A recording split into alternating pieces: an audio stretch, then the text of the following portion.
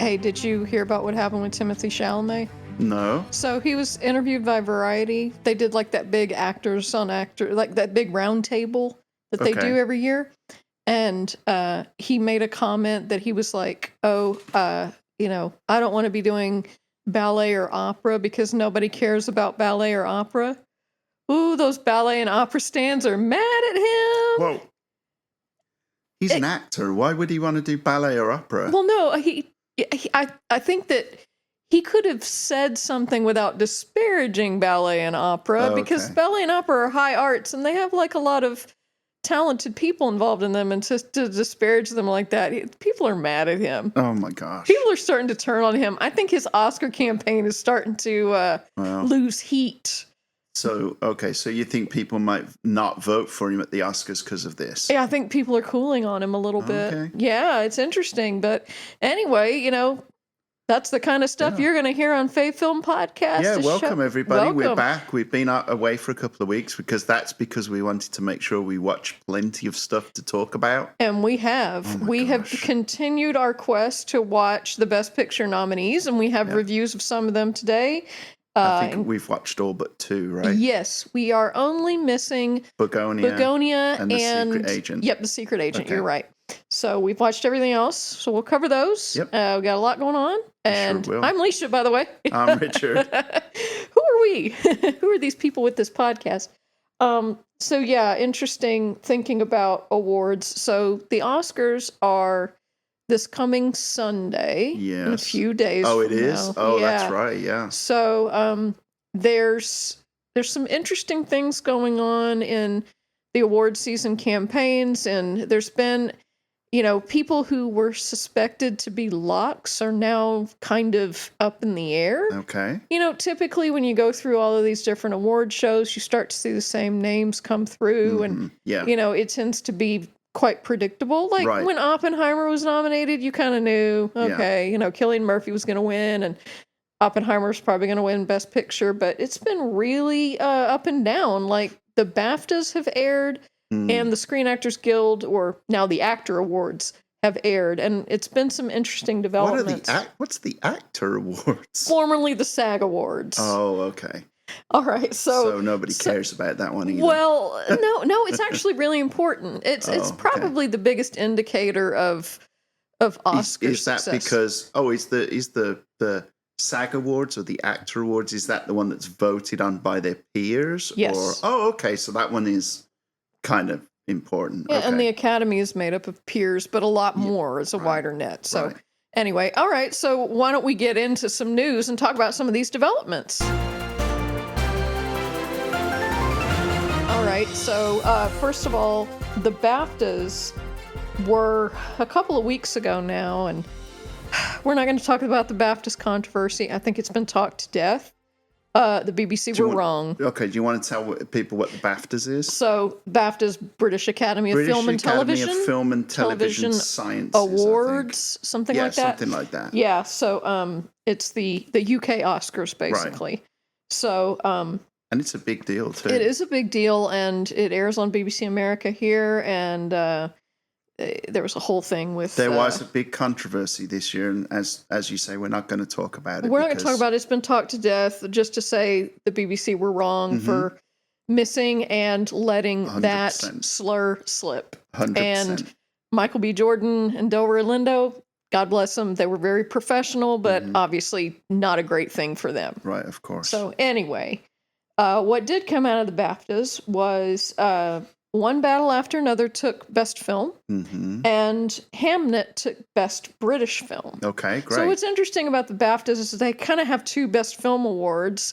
So really, that's a good indicator. It kind of gives them an opportunity to share the love a little bit, which is great. But it kind of gives you an indicator of what's kind of the top selections for the Oscar. So it's a category, and forgive me, I haven't seen the BAFTAs in a long time. Is the category Best British Film and the other one's Best International Film? How do they... It's just Best Film. Oh, so okay. There have been, I'm not quite sure if there's been cases where the same film won for British Film and best film. I'd have to go back and research. I did not do that research, but okay. It's kind of giving you an indicator. Those are two top films to they're leading the Best Picture race. Hamnet was great. Hamnet was a beautiful film. Yeah. One battle after another, took a lot of swings and was intriguing. Yeah. I know you didn't like it as much as I did, but it's good. I thought it was good. So what about the other? So the other kind of interesting developments. So in the Best Supporting Actress race, pretty much the lock after the Golden Globes was Tiana Taylor from One Battle After Another. Oh, really? They were tipping her. Was she? She's in the very beginning of the movie. Yeah.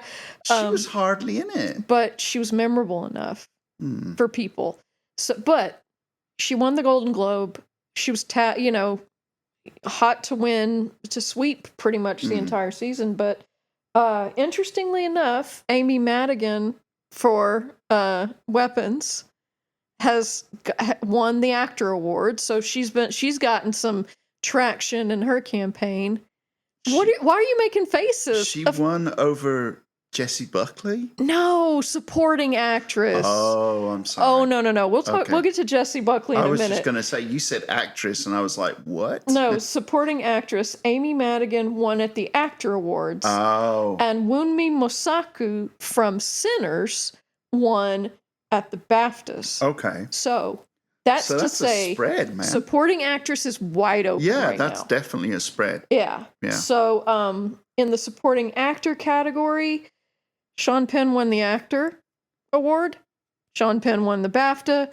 He's probably going to win the Oscar, but I'm going to say that someone that could sneak in as a surprise would be Delroy Lindo from Sinners. So, did Sean Penn win in the oh my goodness, I've just done a doo-doo in my pants award? What? Because that's how he walks in that movie. Oh, remember? God. Oh, God. I think it's an if you haven't seen, by the way, if you haven't seen Sean Penn walking in One Battle After Another, look it up on YouTube. It's hilarious. If you haven't seen the movie, I think pretty much everybody, it's on Max. Go watch the movie. Yeah. But and decide for yourself what you think. But it's an odd performance, that's for sure. He goes for it. I'm just not sure. I mean, Sean Penn's won a lot of awards. He's won 2 Oscars already. Yeah. It's like, enough. It's fine. Well, I wonder if that goes through the voters' minds when they make their picks. I wonder if they think, oh, well, he's won it twice before. I don't know. Daniel Day-Lewis won 3. Tom Hanks won 2. It's. I think that sometimes the performance speaks for itself. I don't know if this one is strong enough to I don't know if this is a Daniel Day-Lewis kind of performance. But, we don't know how the Oscars are going to go. Sometimes, they're unpredictable. Of course. So I was talking earlier about Timothée Chalamet's actor campaign cooling off because he's kind of, I don't know, is he being method a little bit? Is he being Marty Mauser when he's being interviewed? I don't know. Is that what's going on? Because he's being kind of a dick. Oh, he is? Well, the whole thing about the opera and ballet comment, there's no need for that. No. There's no need to disparage other artists because you think actors are somehow better or work harder or whatever. Maybe he just hasn't got that filter. I mean, is this a new development? You're campaigning for awards. But is this a new development, or has he been like that in interviews before? Because I feel like he's okay. Because I don't seek out the latest Timothée Chalamet interviews, so I don't really know how he is. As I told you this morning, I think dating Kylie Jenner has changed him for the worse. Oh, really? That's just my opinion. I feel like he's become a little more vapid, a little less of that kind of independent kind of guy that was charming and had good fashion and everybody liked. And now he's like matching outfits with her and like calling her out in his Golden Globe speech. And I'm like, oh God, eye roll. He's been fully enveloped into the Kardashian. Oh my God. I am universe. sure Kris Jenner is like, I am sure she is just thrilled. I'm sure she was like calling him son and all that shit. Are they all Jenners now? Or are there still some Kardashians? So Kylie and Kendall were Jenners because they were children of Kris and Caitlyn Jenner. Okay. And everyone else was children of Kris Jenner and Robert Kardashian. Oh, gotcha. So that's why they have different last names. Relating to the kids. Yeah, that's all what it's about. It's about knowing this stuff to relate to the kids. Okay. So anyway, his campaign has cooled a little bit because there were, let's see, for the BAFTAs, the guy who was playing John Anderson, the guy with Tourette's, the guy who played him in the movie, won Best Actor at the BAFTAs. Okay. It's a British award. Gotcha. You know, Best Drama Actor, I think at the Golden Globes was Wagner Moore. Wagner Moore has won something. But Michael B. Jordan won at the Actor Awards. Okay. So that's what that's done now is it's opened the Best Actor race a little bit. It's actually advantaged Michael B. Jordan now. And because of what happened at the BAFTAs, some voters may kind of, feel a little bit more warmth to him and not as much to Timothée Chalamet. It's very political. This is crazy. This is crazy. This is what can drive things. Even though I wasn't the biggest fan of Sinners, I think Michael B. Jordan is a fine actor. Oh, and to play two parts and to have different like little facial things between the two characters to distinguish them. But I mean, I remember personalities. Yeah, I remember. Amazing. I remember the Fruitvale Station was the first thing I think I saw him in. Yeah, and he was incredible, and I think he's a really talented actor. So I would not be mad if he won. No. And of course not. I would, if Chalamet won, I'd be like, okay, fine. Whatever. But I don't know. That one's wide open right now. But again, this is all subjective, isn't it? It depends on what you like and who you like. I mean, a lot of people like Timothée Chalamet.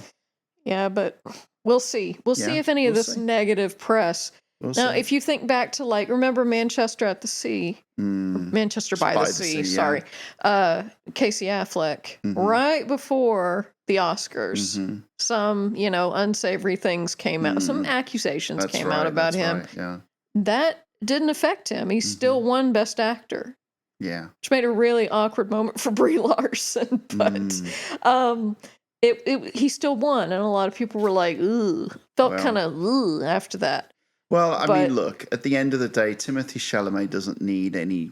He's fine. He's not crying. Timothée Chalamet, it's his third nomination, which really, yeah, he was nominated for "Call Me by Your Name," and as last year for "A Complete Unknown" for playing Bob Dylan. That's right, he was in that Bob Dylan movie. Yeah. Yeah. So it's his third nomination. That may sway some voters. I think the only thing I've seen him in is Marty Supreme and Dune. Really? Mm-hmm. You've seen Wonka. Oh, that's right. He was in Wonka. And he was in Little Women. I did. Did I see that version of Little Women? Yes, you did. Did I? Yes, you did. So you have to tell me what I've seen. I don't even remember. It was with Saoirse Ronan and Florence Pugh. That's right. It was good. Yeah, and I don't remember him in Wonka because Tom Davis was the only thing I remember in Wonka. He was also in Lady Bird. He was very briefly. Mm-hmm. Really? Yep. What? It was before he was Timothée Chalamet. Let's face it. All right. But he was in Lady Bird. He played like a kind of boyfriend of Saoirse Ronan. Loved Lady Bird. Okay. Yeah. All right. Well, let's move on. So his campaign is cold. Michael B. Jordan's heating up. We'll see what happens. Best Actress, Jessie Buckley's won across the board. She's a lock. Oh, man. She's going to win. She was the best thing in that movie. If someone else wins, that's going to be the upset of the night.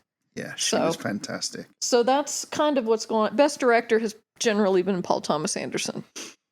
So Okay. But best cast at the Actor Awards went to Sinners. So. Oh, they do a best overall cast? Yeah, that's kind of like what's their best picture. Oh, that's interesting. Yeah. Oh. So yeah, there's. I mean, you know what? I can see that because I mean that was a celebrity heavy cast. It was. Yeah. So was One Battle After Another, though. True.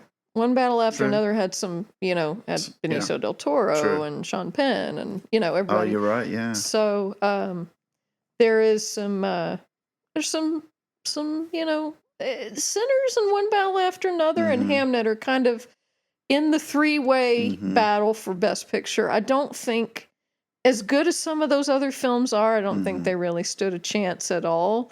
It's kind of a shame because some of them are really good, but well, I'm rooting for Hamnet. So yeah, so I wouldn't be mad about Sinners. I won't be tuning in on Sunday. No, and you know what? But I will leave it to you to make our list for the next episode. You don't really have to tune in anymore. That's the thing because everything goes up on YouTube. That's true.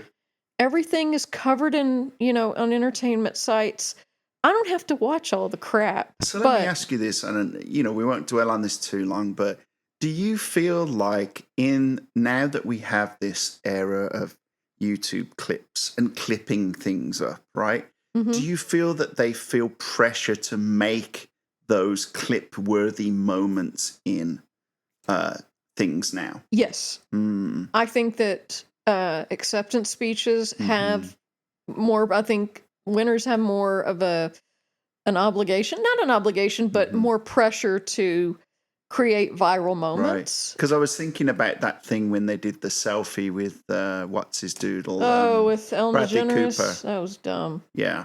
That was stupid. But again, it was a clippable moment, right? It went viral. Yeah, it went viral. It did. Yeah. So that in the back of my mind, I'm thinking, well, what's going to happen at the Academy Awards that's going to make, because there's always something that happens, like Will Smith gets, on stage and slaps Chris Rock, or, and it happened at the Brits as well this past week, the Brit Music Awards. There was an incident with a performer on stage where the stage got rushed and it went viral. Okay, people, knock it off. Yeah, exactly.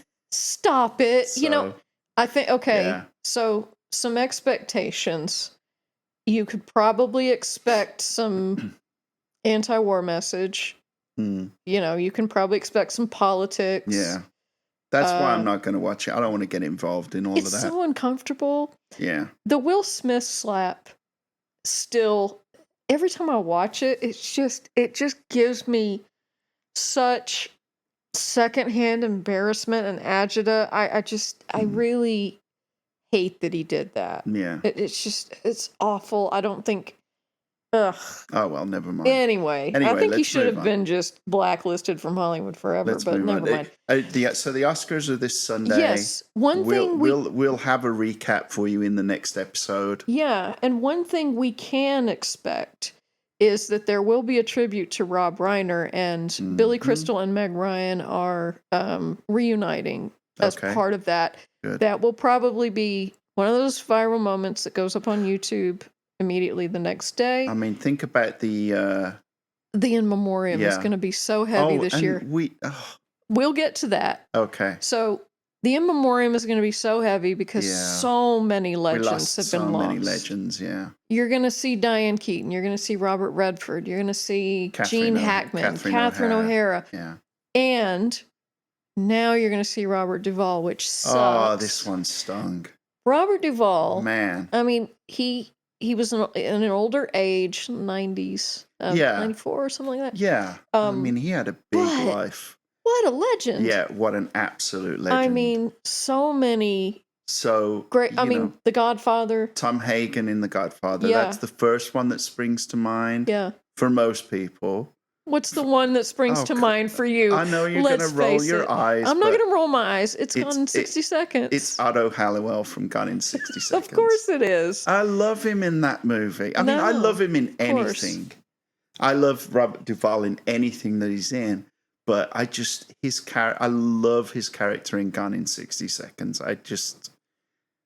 What a great loss. Of course, Apocalypse Now. Oh yeah, he won an Oscar for Tender Mercies. Yeah. I couldn't even begin to name everything he's been in. Just a huge life, and you know. Yeah. I mean, you're right. He was old, and he did. There wasn't any. Just died of natural causes. But, but an absolute legend, and. Yeah, and one that hit me kind of hard, and I know that this is not. He's not going to mean the same to everybody as he means to me, but Robert Carradine, who played Louis Skolnick in Revenge of the Nerds. Oh, okay. He passed away last week. Oh, really? I didn't know about that either. He struggled with bipolar disorder, and unfortunately, I think the indications are that he took his life, which is terrible. Very sad. I grew up a huge fan of the first two Revenge of the Nerds movies, and Louis Skolnick is kind of the lead, of the pack. Him and Anthony Edwards were the two. Yeah, I can picture him. Lead nerds. He had a really distinguishable laugh. Yeah. And just was a great character actor, did other things, aside from Nerds, but probably best known for that. And all these icons. Icons of our youth. Robert Duvall. Robert Carradine. Rest in peace. Rest in peace. You will be missed. And a few others that have passed that may have been since our last episode. James Van Der Beek died. Oh yeah. Oh my gosh, that was another one that was he was young. See, I didn't. Yeah, he was.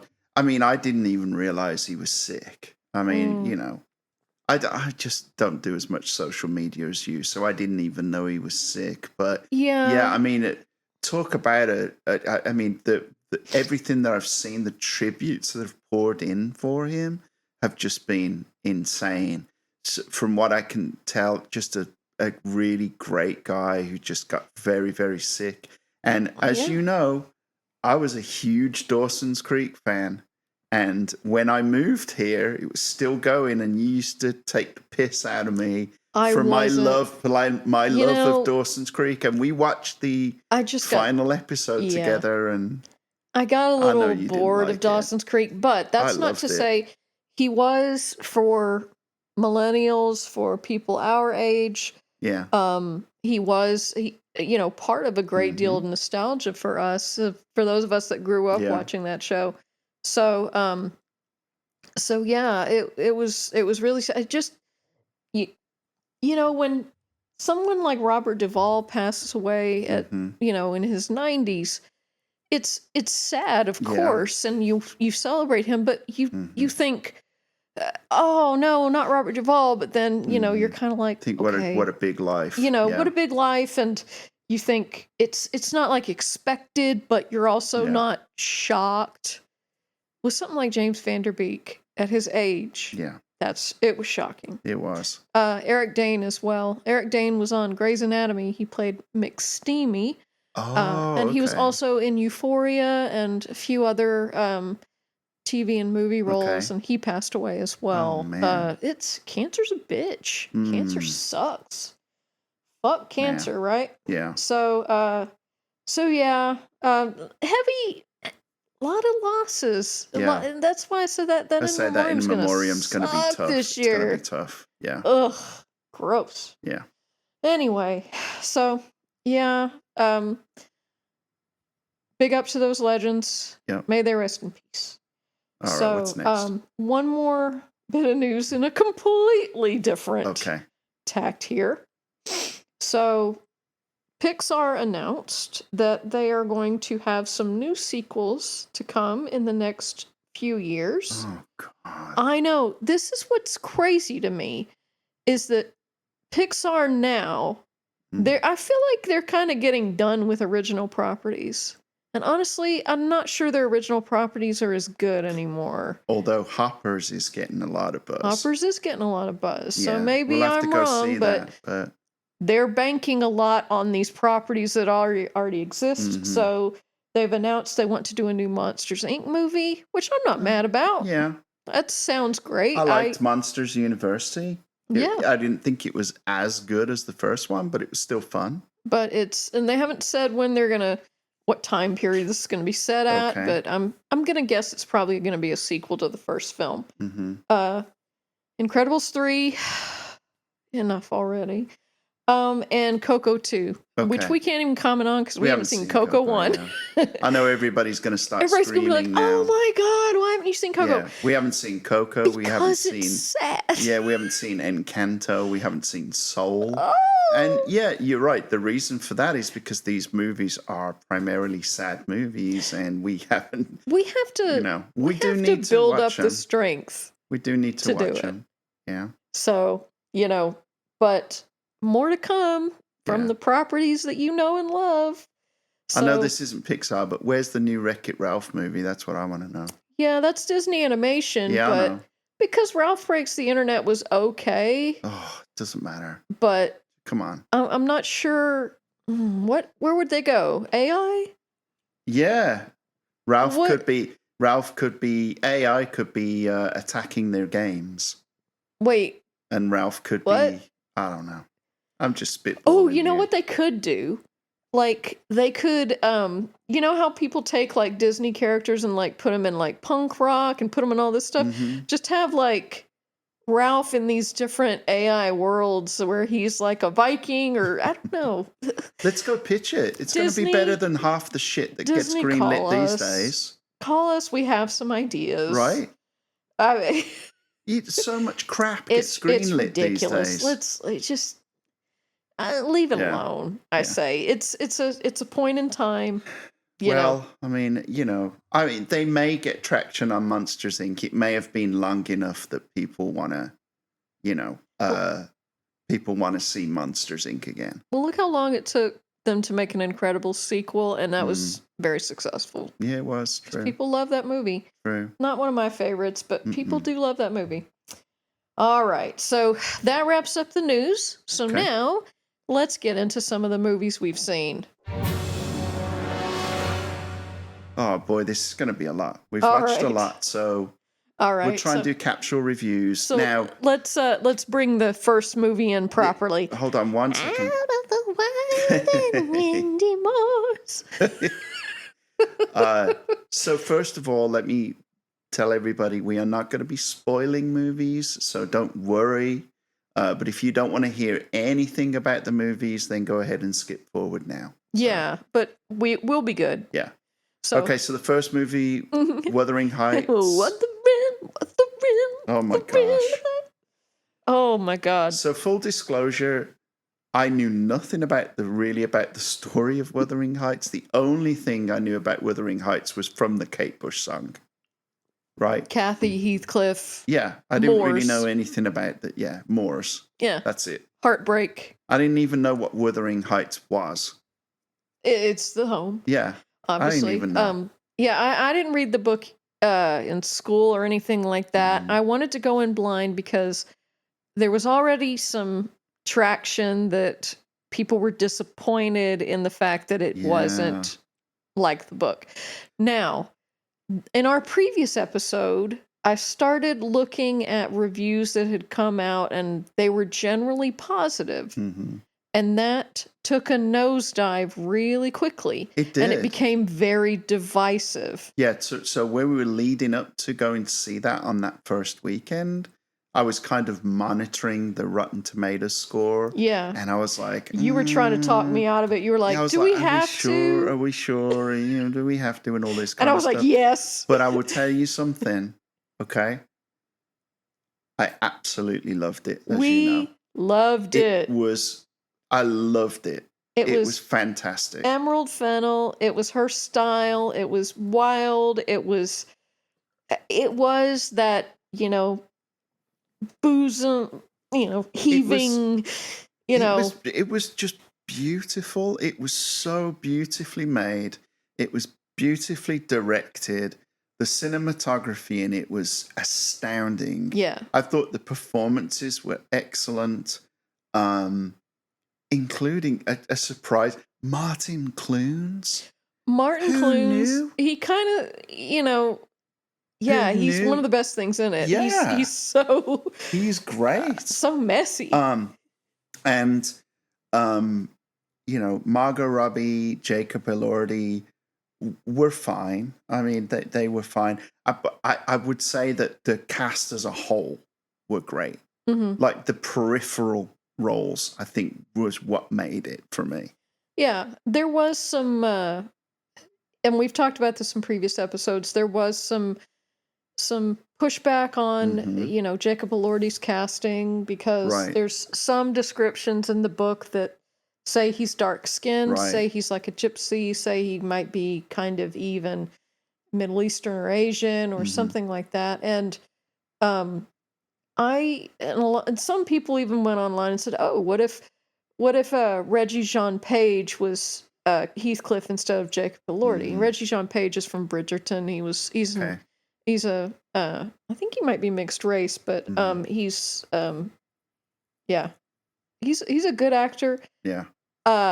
So there was some pushback against that, and I thought about something that kind of goes against that a little bit.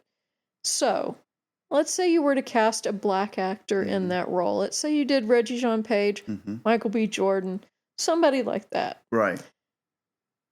Heathcliff is a brutish character. He's an awful person. He's toxic. Yeah. So I think it's 6 of one, half a dozen of the other.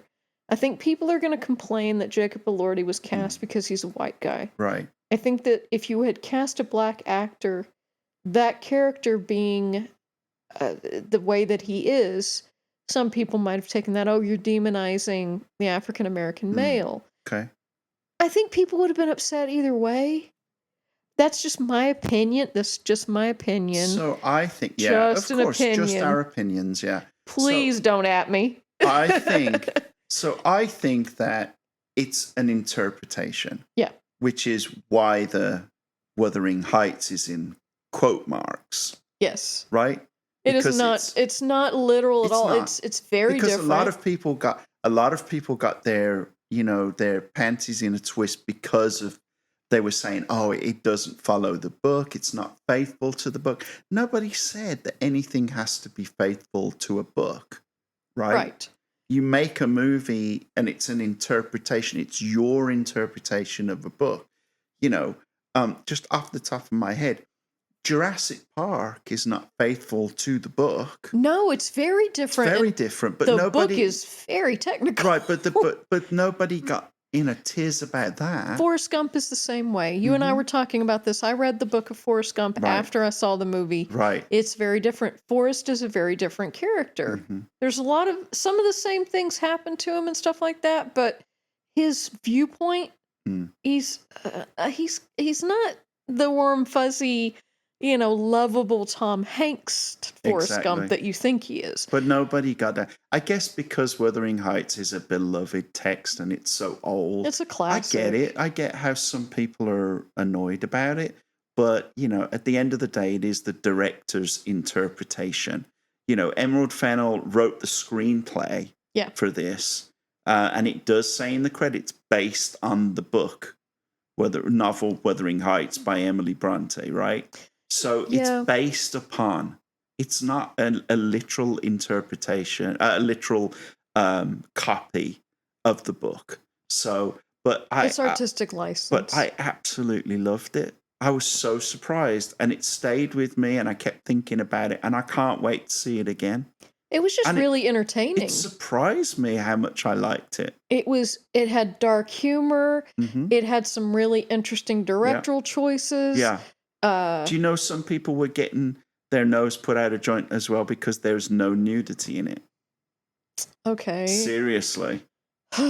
Again, I didn't care. If you got plenty of ways to watch nudity. Right. I admire it. Yeah, me too. That it didn't have to have nudity. It didn't need it. And it was still, it still had kind of sexiness and yeah. So it was still bodice ripping and all that stuff. But I liked it.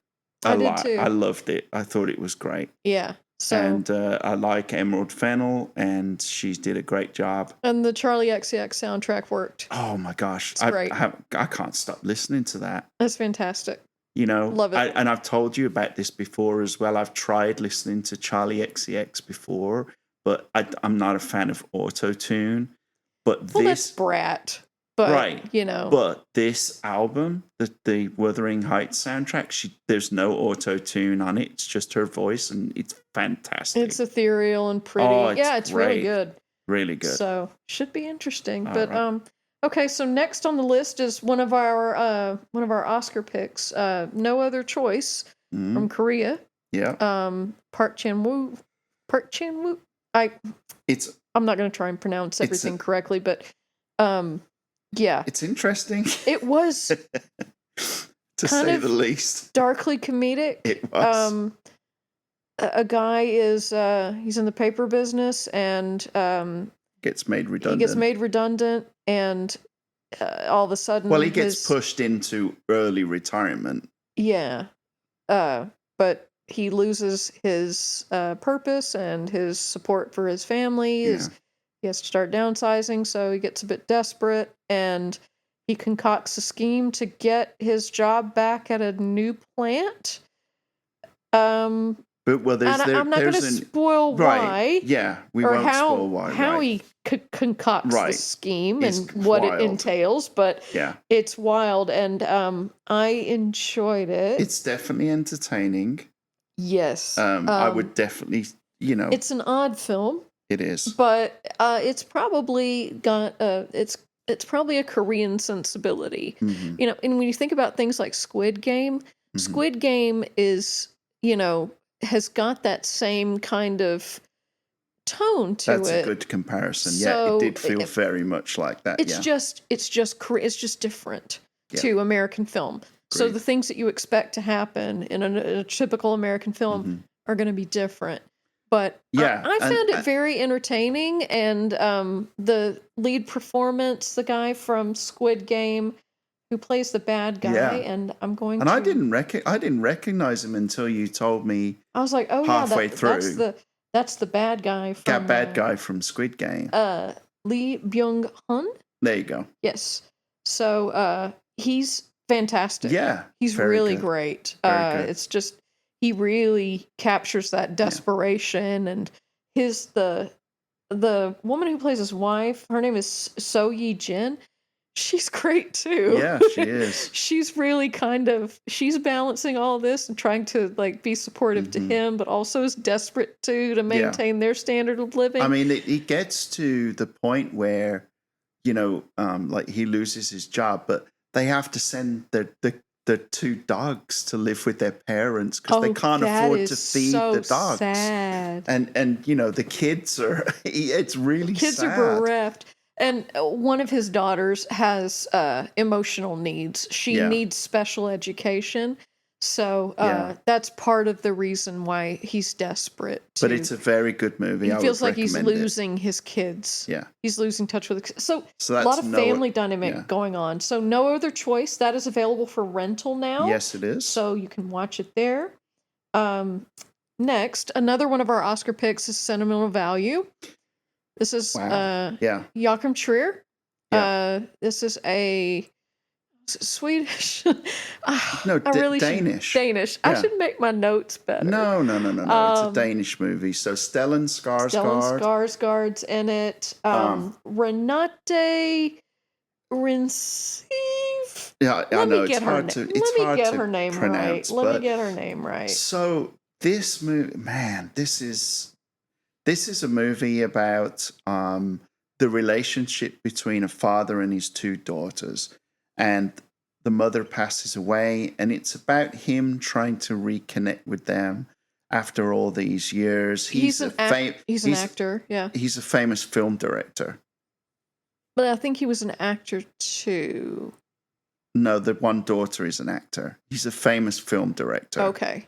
And so the one daughter is an actress, and she never married, never had any children, and you would think that that would be the big, that they wouldn't have a problem reconnecting, but they really do. There's so much that has happened between them. I don't want to give too much away.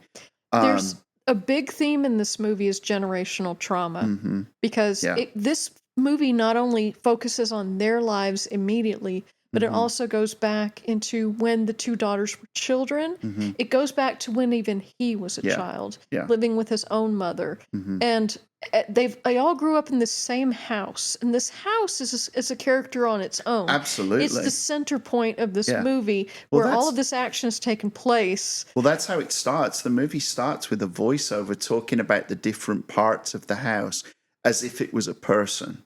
And it's really clever the way it's done. So when we watched this movie, I really didn't know how I felt about it, but I started thinking about it and then I realized just how powerful it was. Now, I will say one thing is, and I think we both felt this way, I didn't like the way it ended. I think the ending could have been tightened up a little bit. It was in the right direction. Right. But there were little things about it that probably would have made it more impactful. If they would have 100%. Just stopped at a certain point. Right. And not gone on. But I really loved it. After I started to think about it, I was like, man, it was really good. Stellan Skarsgård is always good. And then, what is her name? Did you get it? Renate Reigns. I'm not going to pronounce. Right. Reinsve. Beautiful actress.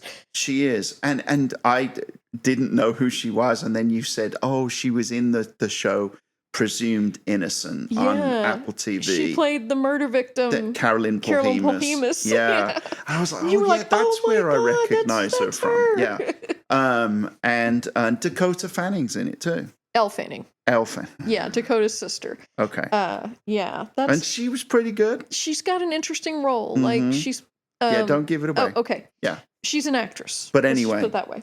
A really great movie. Really enjoyed it. It's definitely worth watching. It's a shame that it's a smaller film, and because it's foreign language, probably won't get as much traction as, something like One Battle After Another, Hamnet, or Sinners. But it's a shame. It's a worthy nominee for Best Picture. Absolutely. Yeah, it's out to rent now. I think it's coming to Max. In a few weeks. Yes. But yeah, it's really good. Very, very good. Okay.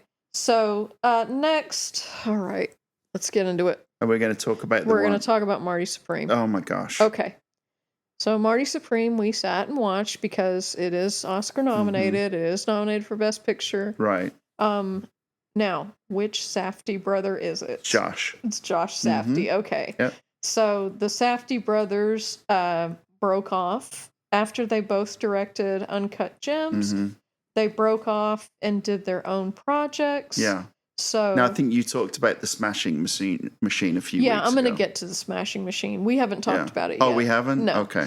But I will get so he broke off from his brother Benny Safdie. Benny Safdie did the Smashing Machine. Right. Josh Safdie did Marty Supreme. Right. Okay. Marty Supreme. We turned it off after an hour. Yeah. It's not for us. It's not for me. I know that. No. It wasn't for me either. I just found... So, he plays Marty Mauser. Timothée Chalamet plays Marty Mauser. He wants to be a hotshot ping pong champion. He's unhappy with where he is in his life. He feels like he could be super successful. He's doing all of these schemes to try and get to Japan to compete in this tournament and then, play his opponent again. He's seducing an actress, trying to get her husband to finance him. Who cares? I'm sorry. It's just insufferable. I just thought, and we talked about this earlier on today, I just thought the movie was a mess. Character aside, because there have been characters in movies from all time who have been terrible. Unlikable. Yeah. But you still watch the movie because it's a good movie. I thought this movie was a mess. It didn't know where it was going. It was garbled. I just didn't get on with it. And it had the same kind of manic energy that Uncut Gems did. True. But it's tired now. I just don't life is too short for me to be struggling to hear over people yelling at each other. And that's what it was. Yeah, a lot of yelling, and yeah, you're absolutely right. It was, and that's why I was saying it was garbled. It was just I just found it hard to follow. And who thought it was a good idea to cast Mr. Wonderful from Shark Tank? Kevin O'Leary as he can't act. He was not. He's not an actor. So Josh Safdie said in his casting that he wanted like a real asshole to play this character, but I'm sorry, there are tons of seasoned actors who could play that role. Of course. And play an asshole well. Of course. You did not have to get an investor on Shark Tank. Right. I mean that was just off-putting. It was off-putting. Every time he was on. Was it really believable that he would be with Gwyneth Paltrow? No. I don't think so. Anyway, so, I mean, look, there are people that are going to love this movie. There are people that obviously There are people that love this movie. There are people that love Uncut Gems, but this just wasn't for me. I was, to be honest with you, I'd watch Uncut Gems again over watching this. When we were watching this just last night, actually, I was just watching it, and I would say after about 30 minutes, I knew that I wasn't enjoying it. And I knew you weren't enjoying it. Well, that's okay. But I was like, look, we got to watch it, and then, it just was, just a mess. Yeah, there's the moment we shut it off, there's a moment he's staying in a hotel, and something incredibly outrageous happens. Mm-hmm. And I was like, enough. And I paused it and I said, I can't. I can't anymore. I don't care. Yeah. This character is I don't care if he succeeds. I don't want him to succeed. Yeah. Here's what, the movie, it's 1.5 stars. And I'll tell you what the 1.5 is for. The ping pong scenes were all right. Yeah. I thought that the ping pong scenes, the volleying back and forth, some of the tricks that they did were interesting. That's the only redeeming quality about this movie. Well, I hated it. And it takes a lot for me to shut off a movie. Can I talk about a great movie that I watched without you? Yes. Okay. I watched a movie which is on Amazon Prime now. No. It's on Max. It's on Max. Yeah. And it's called A Man Called Otto with Tom Hanks. Mm. And I really didn't know what to expect from it. It's about a guy called Otto who, you know what? I'm getting my movies mixed up. No, you're not. I am, because that's the movie where he was forced into retirement. Oh. Yeah, so he does get made redundant in no other choice. He wasn't forced into retirement. Otto I was like, he wasn't earning. Yeah. So anyway, so it's about this guy called Otto, and he lives in this gated community, and he basically he's a real stickler, right? People need a parking permit to be there. He goes out and does the rounds around the neighborhood. Yeah, a bit like the neighborhood busybody. Yeah. And then a man and a woman and their kids move in, and then I'm not going to say any more. I honestly thought it's going to be predictable and all this kind of stuff. Incredible. Okay. Absolutely loved it. This is the one that's a remake of A Man Called Otto? Otto, yeah. Yeah, okay. And I absolutely loved it, and I can't wait for you to see it. Okay, I will watch it at I would my next highly convenience. recommend it to anybody listening. It's on, I think it's on Max, yeah. Yeah. But it's brilliant. It's not what you expect. Because you think to yourself, the neighbors are going to change him and all this kind of stuff. But so much happens, and it's so well done. I think everybody will love it. Well, I'll definitely check it out. Great. And, so at times when we have like a lunch break of working remote, or sometimes if I'm like you're away on business or something like we that. Watch something without sometimes each other. We watch things without each other. So I have seen a couple movies without you, but I did watch The Smashing Machine, the other Safdie brother Benny's movie with Dwayne "The Rock" Johnson, that apparently he got a huge ovation at maybe Venice Film Festival for it. So they get ovations. They give ovations out a lot because this movie's fine. Okay. He's at least it was just fine. Better than Marty Supreme. I watched the whole thing. Yeah, okay. I can say that because honestly, I was waiting for that big kind of narrative moment to happen because it's it's a fighting movie. It's a movie about an MMA fighter. Yeah. And I just kept expecting that big narrative, life-changing moment because these sports biopics tend to have that. Mm-hmm. Never came. Okay. So Dwayne "The Rock" Johnson, Emily Blunt plays his girlfriend.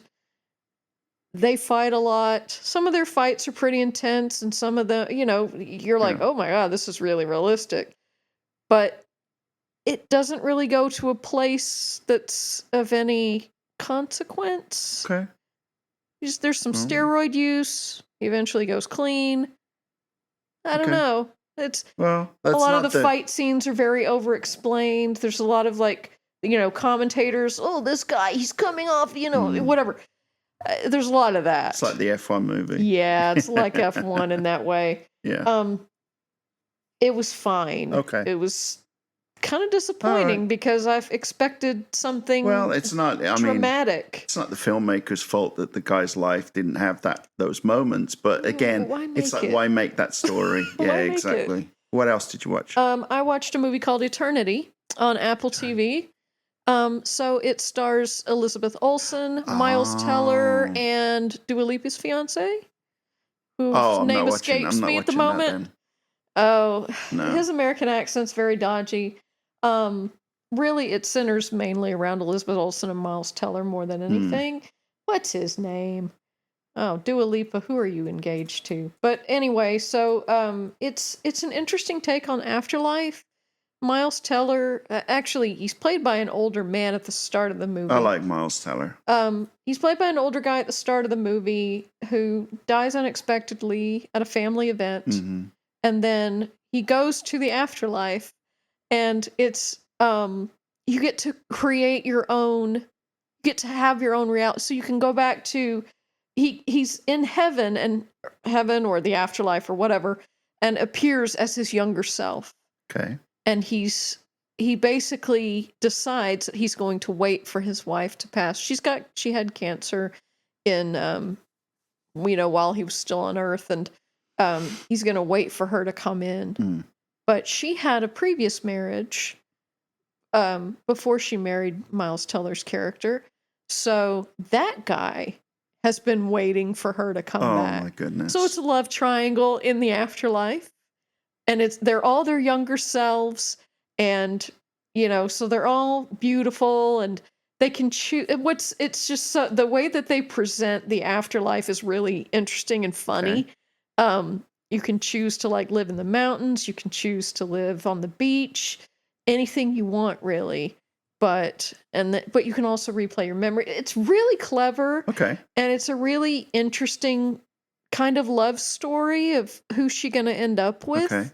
And it keeps you guessing. And that one's on Apple TV, right? Yes. Okay. And it was really kind of, a nice little romantic, it had funny moments, and the competition between the two guys is kind of funny and things like that. Callum Turner is his name. We don't need to talk about him. His American accent is a bit iffy at some points. He's got that very New York kind of, a British guy trying to put on an American accent. But it's good.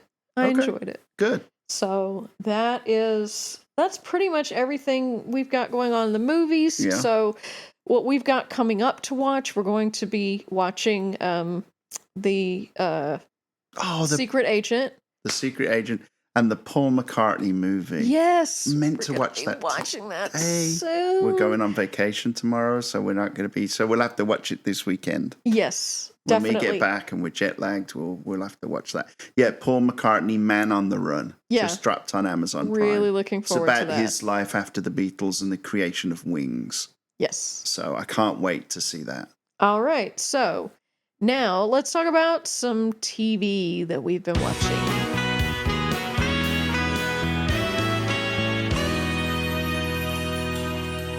love that. I love that theme. All right, so we've had some shows wrap up. Mm-hmm. So Industry finished just recently. The second season of Industry was excellent. Yeah. There were some things in the last episode we were like, okay. Yeah. But there was definitely some choices made. Yes. And they're definitely setting up something interesting for the third season. They're definitely referencing current events. Fourth season? Their fifth and final season will be... This was the fourth season. That just aired? Yes. No. Yes. Get it? Really? Yeah. I thought it was the third. So they have announced that they're going to do one final season. Okay, I think that's good. Yeah. They said they know when to stop. Okay. So, but there's definitely some things referencing some current events. We won't spoil, but... Okay. Oh, boy. But it was a great season.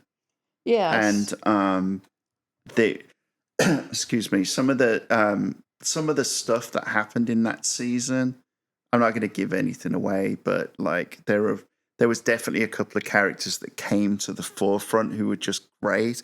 And Sweet Pea is the one. Sweet Pea Go Lightly. What a name! Gosh, I mean, what a character name. She didn't come into it until a little bit before the last at the end of the season. Like halfway through. She was never like a huge character, but she really came to the forefront in this season. She was great. Yes, Justice for Yes, she was awesome. So we finished that, and the Night of the Seven Kingdoms finished. Yeah, which we it sure did. Enjoyed the hell out of. Yeah, it was excellent. And great addition to the Game of Thrones universe, and loved the lighter tone overall. Yep. Loved Egg. Dunk and Egg. Their relationship was really great, and looking forward to that continuing. So, how many times do you say egg while we're watching it? Egg. Egg. Egg. So there was so I'll tell you where that comes from. There's a BBC game show called Richard Osman's House of Games. And one of our favorite comedians and podcasts was on there, Adam Buxton. And he won the episode, one of the episodes, and he won an egg house. His prize was an egg house. It was just this little kind of, it almost looked like a little chicken coop. Yeah. But you store your eggs in it. And then, so at the end of the episode, there's a little clip of him receiving his prize, and he just looked at the camera and went, egg, egg, egg, egg house, like that. And so every time we watch Night of the Seven Kingdoms and egg comes on the screen, it's like, egg. So there you go. That was completely boring and crazy. No, it's fine. Egg. No, it's fun. You just egg. We love egg. I need to get one of my buttons to say egg. I'm sure you can get a button made that says I'm just gonna egg. I can make a button that says egg. I just got to get it from. Oh, a button on here, like your Godzilla button. No, yeah. Okay, so we need to just pull that episode of House of Games, capture that egg, and just have egg every time we talk about anything related to egg. Yeah. So anyway, that was great. Hijack just finished the Idris Elba show. Oh, that was excellent. So this season of Hijack, I loved it. There were a couple of episodes where it kind of dragged a little bit. Yeah. But towards the final episode, my goodness, it was superb. This season had a lot of moving pieces. Mm-hmm. So it wasn't as contained as the previous season. Yeah, because when it's on a plane, and you're up in the air. Yeah. I mean, you got people on the ground. If the train stops, people can get. So there's a lot going on land. Though.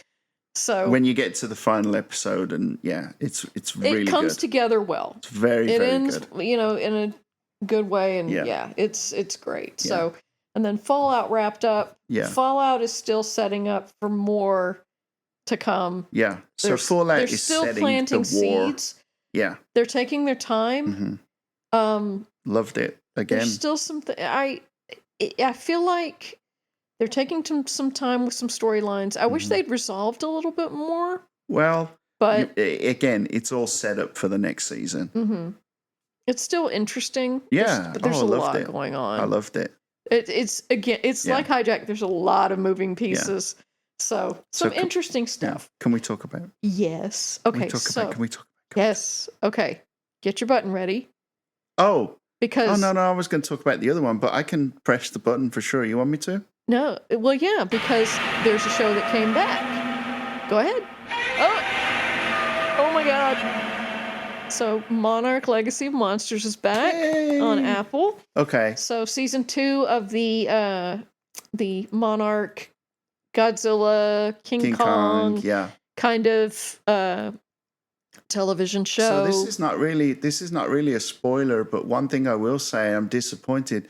2 episodes so far, no Godzilla. No Godzilla in not yet. Strict terms. There are some other kaiju. Yeah.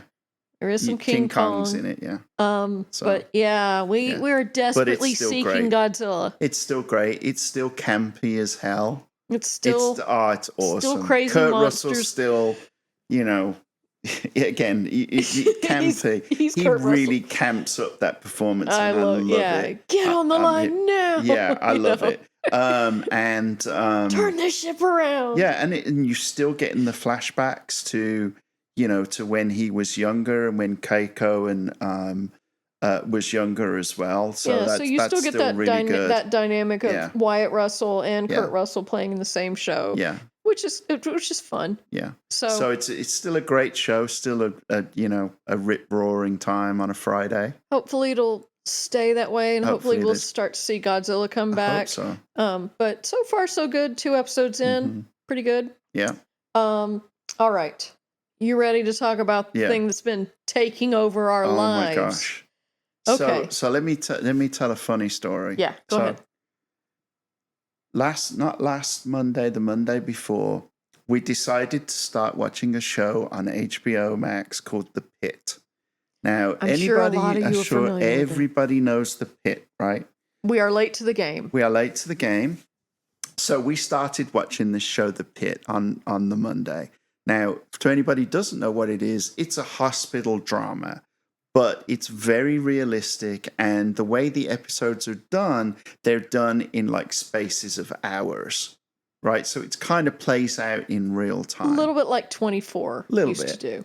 So we started watching this show and Monday, and then we came to, I think it was Thursday or Friday, and you turned to me and said, "Do you want to carry on watching The Pit?"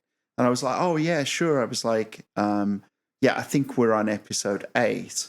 And you turned to me and you were like, "No, we're on episode 15, the season finale." And what did you say in response? You went, "Fuck off."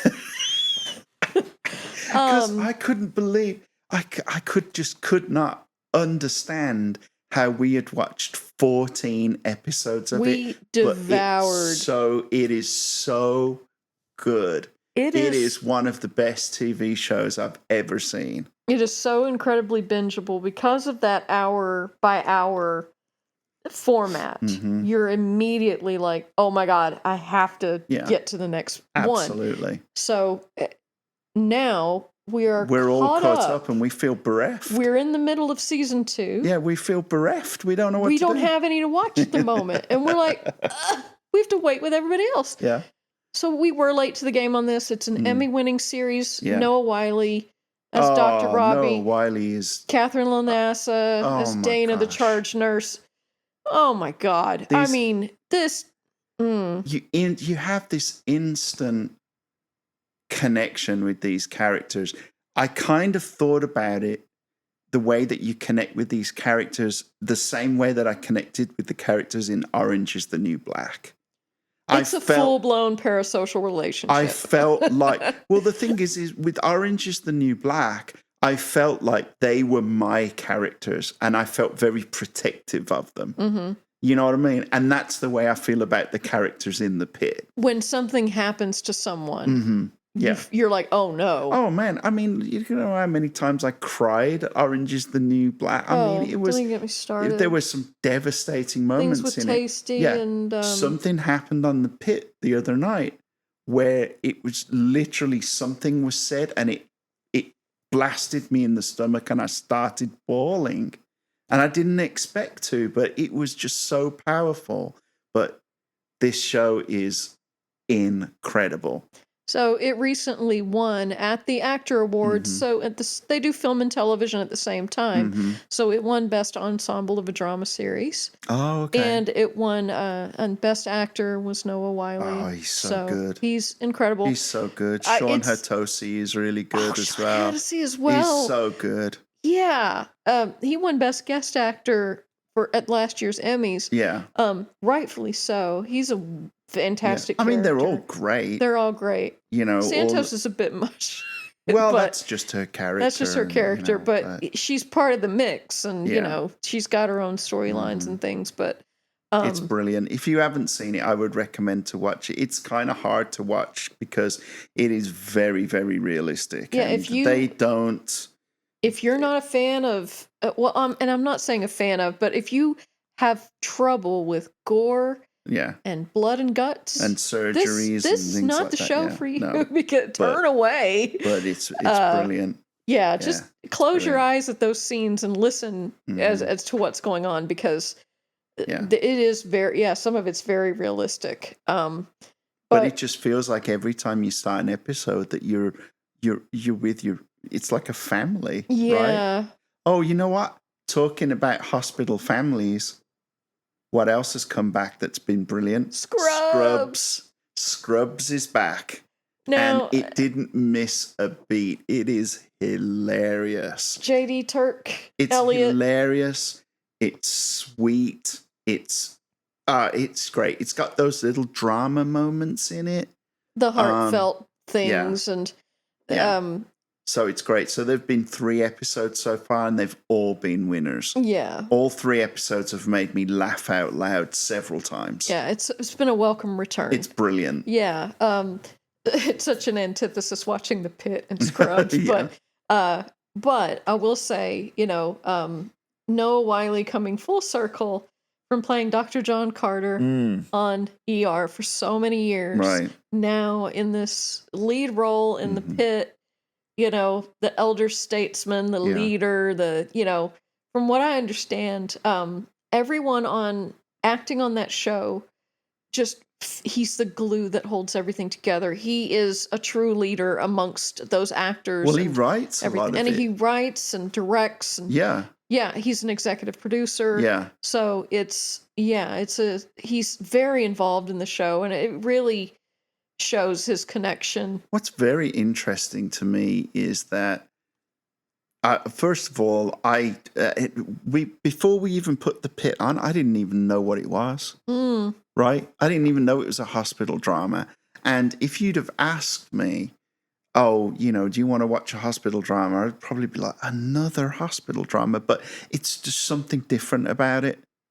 There's a lot that we don't understand. Yeah, of course. The procedures and the stats and everything. Yeah, I mean, we're just like, it's Greek to me, but I'm enjoying it. What was funny was when we were watching the first few episodes, and they're dealing with a patient. They're talking about, you know, we need to give them this and this and this and blah, blah, blah, check for this and all this. And I turned to you and I was like, hey, it's like watching industry for hospitals, because I don't understand half of the shit that happens in industry either when they're talking about positions and shorts and funds and things like that. But even though you don't know that stuff, it doesn't matter. And you've also got to respect those actors for learning that stuff too. And you know, because there's got to be people behind the scenes saying, because to be able to deliver that dialogue, they've got to know the why. You know, they've got to know, okay, so you would be giving them this injection because, and this is what's going to happen. So in order for them to deliver that line with any kind of, you know, any kind of like gravitas, kind of, you know, they've got to know what they're talking about. You know.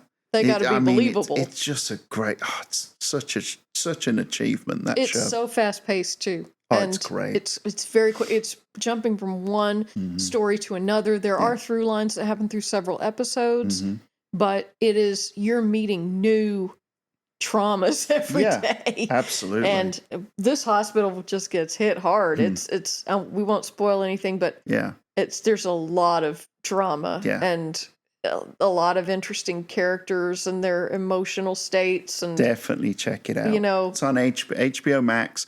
It's in season 2 right now. New episodes are out on Thursday, so by the time we get back from vacation, we'll have a new episode. Oh my gosh, I don't know if I'm gonna be able to wait. Can we? What do you mean? No, I'm not watching that while we're on. No, absolutely not. But we'll watch it when we get back. So we'll have that. We'll have Godzilla to watch, and I think catch up. I'm so addicted to the show. I think I'm gonna be Dr. Mel for Halloween.